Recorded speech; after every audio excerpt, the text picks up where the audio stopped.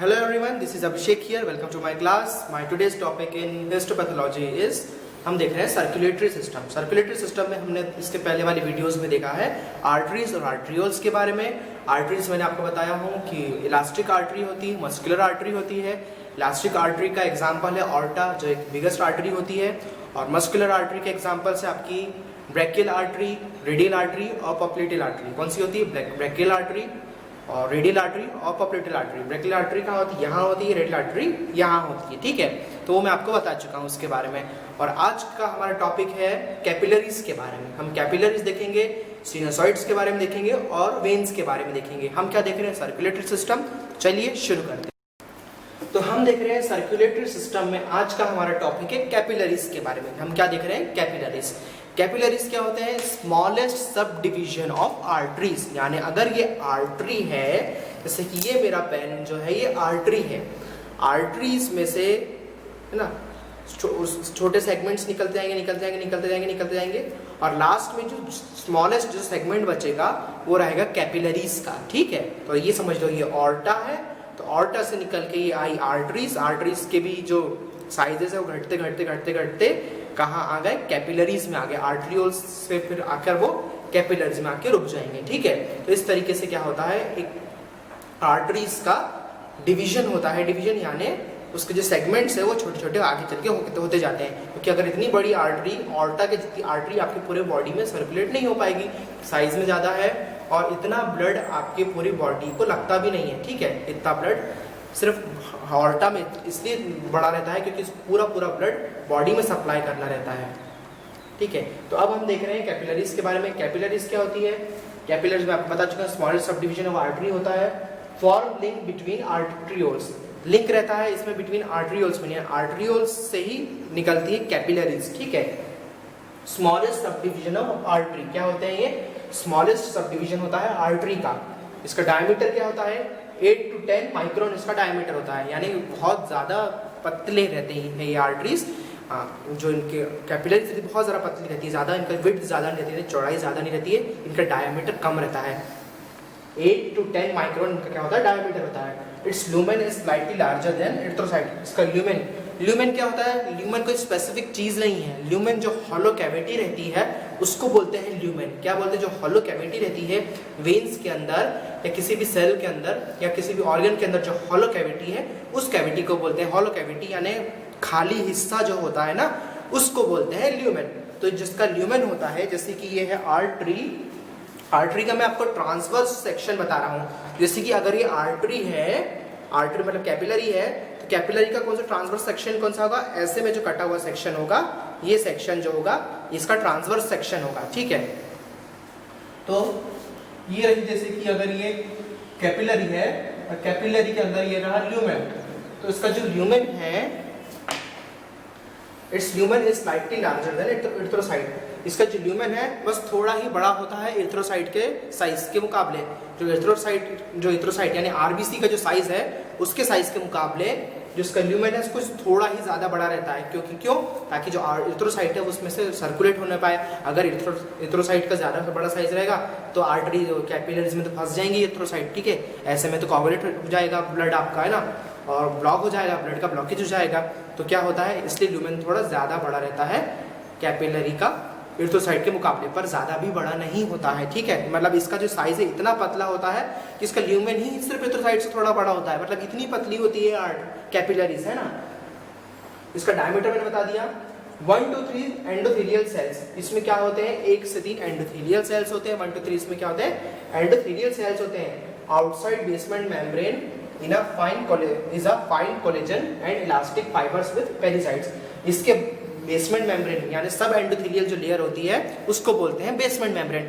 एक endothelial membrane होती है और एक होती है सब एंडोथेलियल मेम्ब्रेन। जो सब एंडोथेलियल मेम्ब्रेन रहती है उसको बोलते हैं बेसमेंट मेम्ब्रेन। तो जिसकी बेसमेंट मेम्ब्रेन यानी कि मेम्ब्रेन के जस्ट नीचे वाली एक लेयर की नीचे वाली लेयर को बोलते हैं बेसमेंट मेम्ब्रेन, यानी नीचे वाली लेयर। ठीक है, तो जो उसकी नीचे वाली लेयर होती है उसमें क्या होते हैं? बेसमेंट मेम्ब्रेन में is a fine collagen fibres. इसमें क्या होते हैं? फाइन कोलेजन के फाइबर्स होते हैं। और क्या होता है? Elastic fibres. कोलेजन होता है और इलास्टिक फाइबर्स विद पेरिसाइट्स। पेरिसाइट्स क्या होते हैं? सेल्स होते हैं। तो जिसका जो सब एंडोथेलियल लेयर है सब एंडोथेलियल लेयर में क्या होते हैं, बेसमेंट मेम्ब्रेन में क्या होते हैं, कोलेजन फाइबर्स होते हैं। ये रहे कोलेजन फाइबर्स, क्या है ये कोलेजन फाइबर्स। थोड़ा मैं उसको बड़ा साइज में बना के बताता हूँ आपको, इतने शायद समझ में नहीं आ रहा होगा, किधर बनाओ इधर जगह भी नहीं है।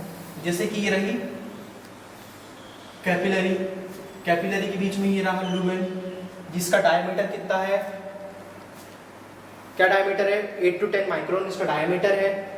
आर्टरी कैपिलरीज का, और इसका ल्यूमेन जो है, जो इसका ये ल्यूमेन है यानी बीच वाला खाली हिस्सा जिसमें ब्लड फ्लो होता है यानी ब्लड बहता है, जिसमें उसमें क्या होता है, मतलब इसका जो ल्यूमेन है कुछ थोड़ा ही बड़ा होता है, किससे, एरिथ्रोसाइट से थोड़ा ही बड़ा होता है।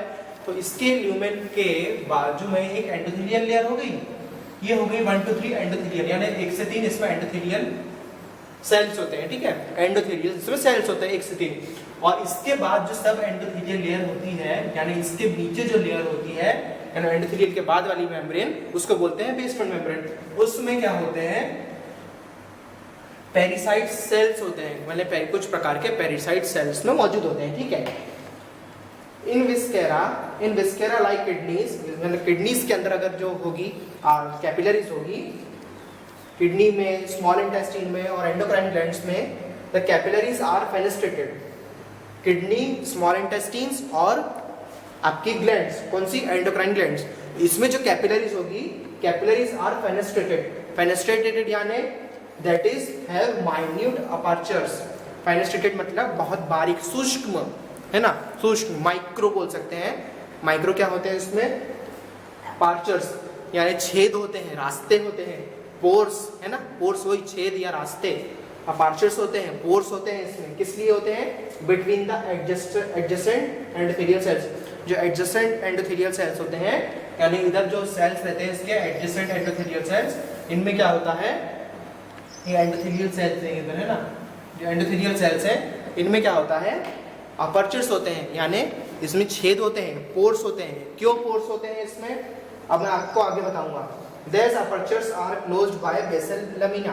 जो बेसल लेमिना यानी, अब ये है बेसल, यानी ये जो लेयर रहती है ये होती है बेसल लेमिना।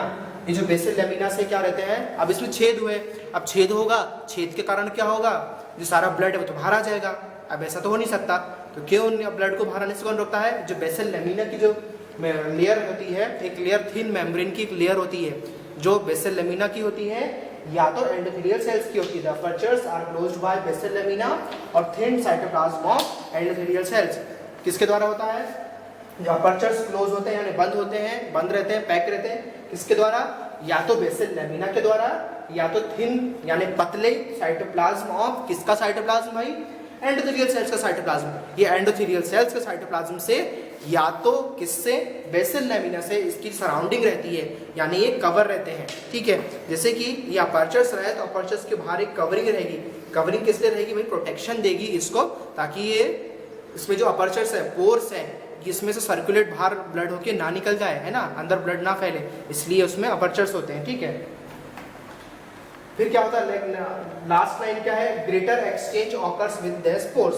ग्रेटर एक्सचेंज यानी जो एक्सचेंज होता है उसमें सेल्स का, फ्लूइड्स का, न्यूट्रिशन का, जो भी कैपिलरीज में होता है, किसके थ्रू होता है, इन्हीं पोर्स के थ्रू क्या होता है, एक्सचेंज होता है, यानी आदान प्रदान होता है। किसका होता है, न्यूट्रिशन का, जितना भी कैपिलरीज को मिलता है ना, ऑक्सीजन, न्यूट्रिशन जो भी प्रोवाइड होता है वो इनके द्वारा होता है। ग्रेटर एक्सचेंज होता है इनके द्वारा, फ्लूइड्स का, जो भी ब्लड्स का जो एक्सचेंज होता है किनके द्वारा होता है, इन पोर्स के द्वारा होता है।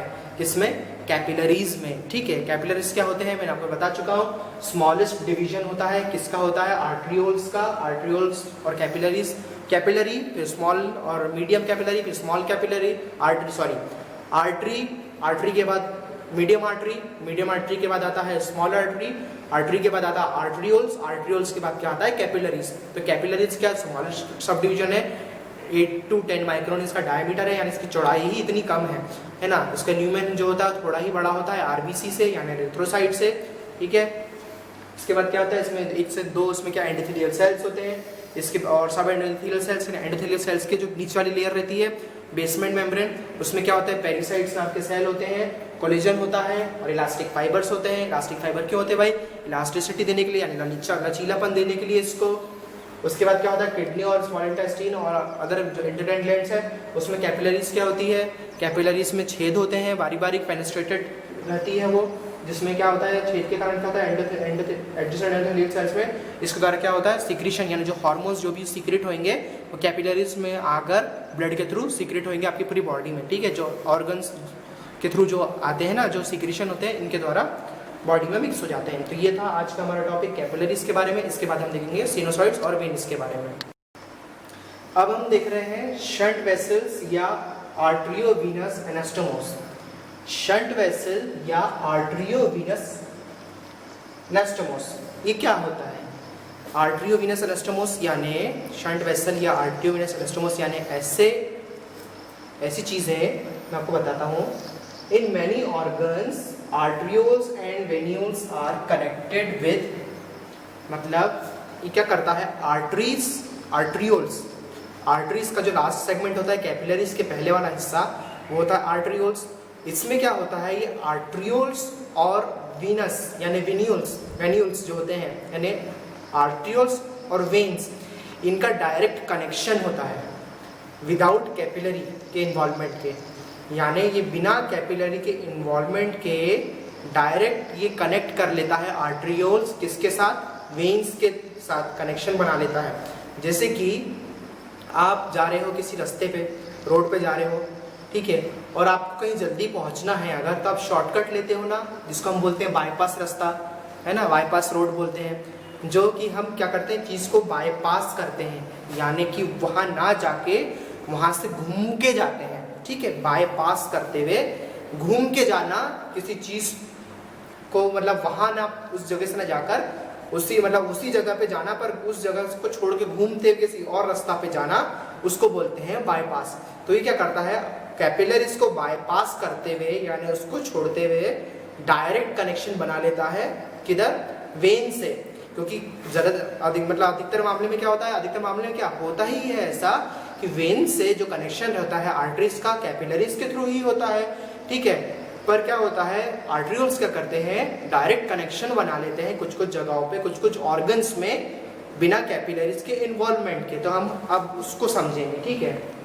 In many organs arterioles and venules are connected with, यानी बहुत से ऑर्गन्स में क्या होते हैं आर्टरियोल्स और वेन्यूल्स कनेक्टेड रहते हैं किसके द्वारा, विद ईच अदर, एक दूसरे से कनेक्टेड रहते हैं थ्रू आर डायरेक्ट चैनल्स, यानी डायरेक्ट रास्तों में डायरेक्ट चैनल्स ऐसे कनेक्टेड रहते हैं, डायरेक्टली कनेक्टेड रहते हैं, कॉल्ड एवी एनास्टोमोस। एनास्टोमोस का मतलब क्या है, जॉइंट रहना, यानी कनेक्टेड रहना, एक दूसरे से जुड़े हुए रहना।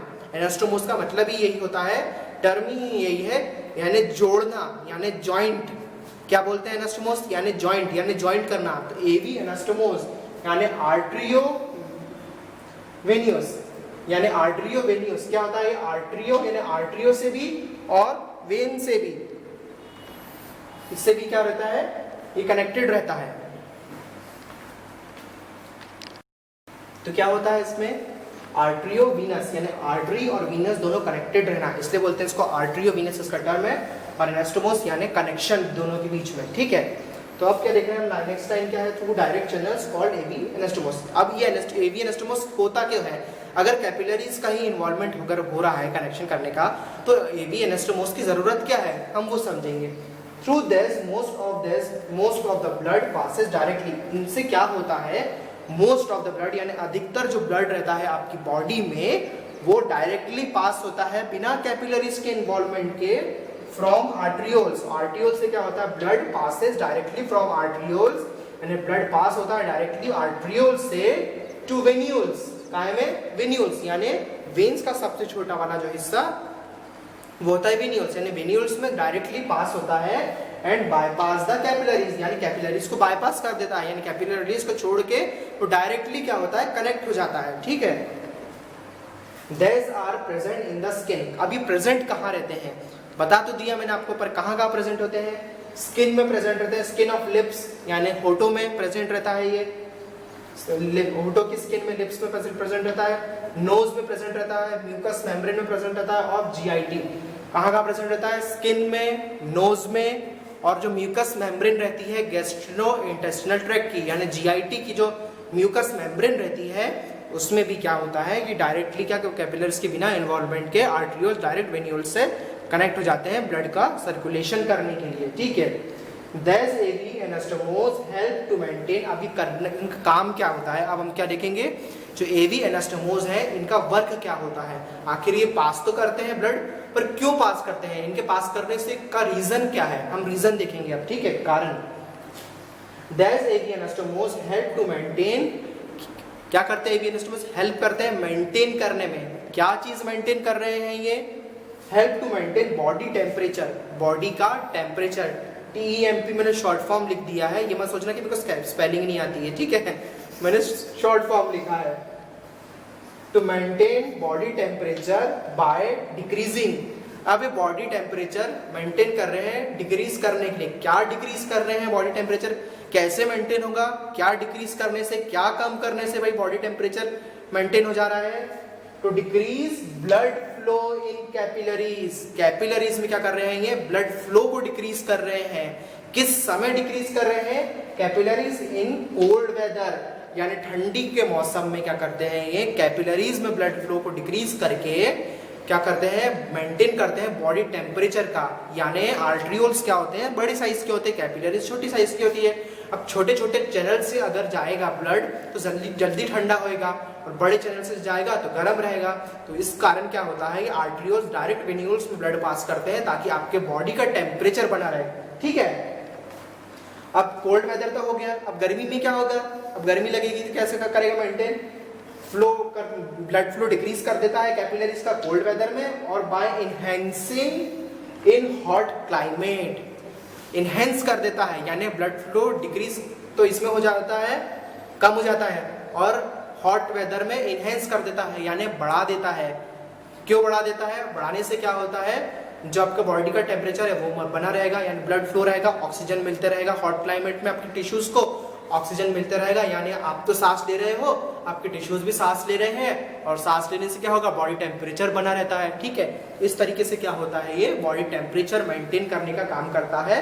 कौन क्या टर्म है ये, एवी एनास्टोमोस बोलते हैं इसको, आर्टरियोवेनस एनास्टोमोस या शंट वेसल्स, शंट वेसल्स भी बोलते हैं इसको, और ज्यादातर इसको क्या बोलते हैं, आर्टरियोवेनस एनास्टोमोस, यानी आर्टरियो फॉर का ए, वीनस का बी, एवी एनास्टोमोस सिस्टम बोला जाता है। ये याद कर लेना, ये कॉम्पिटिटिव एग्जाम्स में पूछे जाता है ये क्वेश्चन, और ये एग्जाम्स में भी क्वेश्चन आता है, तो ये तो ऐसा मत सोचे जाना भाई हमने तो पढ़ा ही नहीं है ये तो हमको क्या पता, इसलिए मैं बता रहा हूँ, ये टॉपिक टर्म याद रख लेना। कुछ कुछ ऐसी चीजें होती हैं जो एग्जाम में बनने में आती हैं, ठीक है। तो हमने क्या देखा, शंट वेसल और आर्टरियोवेनस एनास्टोमोस देखा, ऐसा सिस्टम जो ब्लड को आर्टरियोल से डायरेक्ट पास करे वीनस में, और किसको बाईपास कर दे, किसको अलग करते हुए करते हैं, ये अलग ही कर देते कैपिलरीज, भाई तो अलग रहे, हम तो अपना डायरेक्ट कनेक्शन बना लेंगे, ठीक है। तो ऐसा डायरेक्ट कनेक्शन बनाकर ये ब्लड का सर्कुलेशन करते हैं, इससे क्या होता है आपके हॉट वेदर में, ठीक है, तो क्या होता है इसमें body temperature, blood flow decrease करता है कैपिलरीज में, और क्या होता है उसे डिक्रीज करने से बॉडी टेम्परेचर बना रहता है, किसमें, ठंड कोल्ड वेदर में, और इनहेंस करता है ब्लड फ्लो इसमें आर्टरियोल्स के थ्रू वीनस में, उससे क्या होता है बॉडी टेम्परेचर कोल्ड वेदर में भी टेम्परेचर आपकी बॉडी का बना रहता है, ठीक है, यानी बढ़ता घटता नहीं है। तो ये था हमारा आज का टॉपिक, शंट वेसल्स और एवी एनास्टोमोस।